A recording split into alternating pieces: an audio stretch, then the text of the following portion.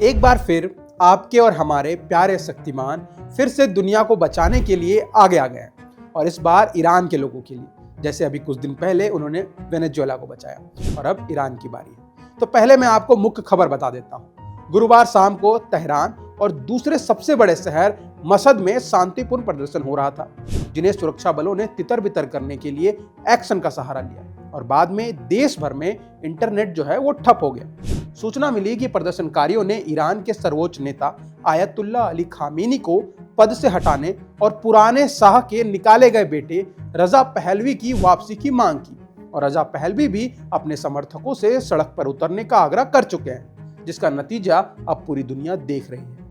अभी तक मिली जानकारी के आधार पर कम से कम 34 प्रदर्शनकारी, जिसमें से 5 बच्चे शामिल हैं और जिसमें 8 सुरक्षाकर्मी हैं, मारे गए हैं। 2270 अन्य प्रदर्शनकारी को भी गिरफ्तार किया गया है। वहीं दूसरी तरफ नॉर्वे स्थित निगरानी संस्था ईरान ह्यूमन राइट्स यानी कि IHR ने कहा है कि सुरक्षा बलों के द्वारा अभी तक कम से कम 45 प्रदर्शनकारियों को मारा गया है। तो एक कहानी शुरू होती है ईरान की गिरती हुई अर्थव्यवस्था से, जहां रियाल की जो कीमत है वो लगातार टूट रही है, जिससे महंगाई आम आदमी की कमर तोड़ रही है और खाने पीने, दवाइयां, ईंधन जैसी बुनियादी जरूरतें भी आम लोगों की पहुंच से बाहर होती जा रही है। और आपको बता दूं कि तेहरान के ऐतिहासिक ग्रैंड बाजार में जब दुकानदारों ने शटर गिराए तो ये सिर्फ व्यापार का विरोध नहीं था, ये उस गुस्से का भी संकेत था जो वर्षों से लोगों के भीतर पनप रहा है। और देखते ही देखते ये गुस्सा बाजार से निकलकर यूनिवर्सिटी, गलियों, छोटे शहरों और दूर दराज के इलाकों तक फैल गया। तो फिर ट्रंप कैसे चुप रह सकते थे? ये उनके इमेज के साथ जो नहीं जाता। तो ट्रंप ने कहा है कि हम इस बार बहुत करीब से नजर रख रहे हैं और अगर वो पहले की तरह लोगों को मारना शुरू कर देते हैं तो मुझे लगता है कि अमेरिका उन्हें कड़ी टक्कर देगा। ये ट्रंप ने रविवार को एयरफोर्स वन में पत्रकारों से बात करते समय कहा। इस पर ईरान के सर्वोच्च नेता आयतुल्ला अली खामेनी ने कहा है कि देश दुश्मन के सामने झुकेगा नहीं और वरिष्ठ ईरानी अधिकारियों ने क्षेत्र में अमेरिकी सेनाओं के खिलाफ संभावित जवाबी कार्रवाई की बात कही है।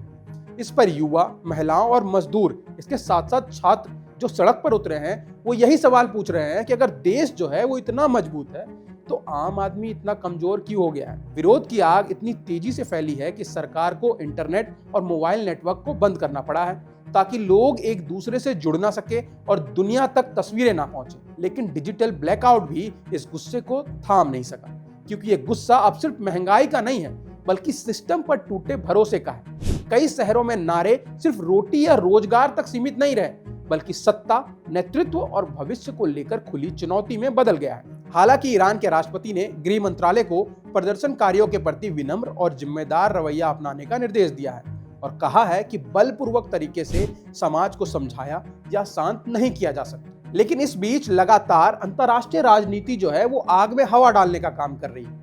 ये याद दिलाने वाला है कि ईरान का हर आंतरिक संकट कैसे तुरंत वैश्विक शक्ति राजनीति में बदल जाता है। ईरान ने पलटकर कहा है कि ये उसका आंतरिक मामला है और किसी भी बाहरी दखल को बर्दाश्त नहीं किया जाएगा।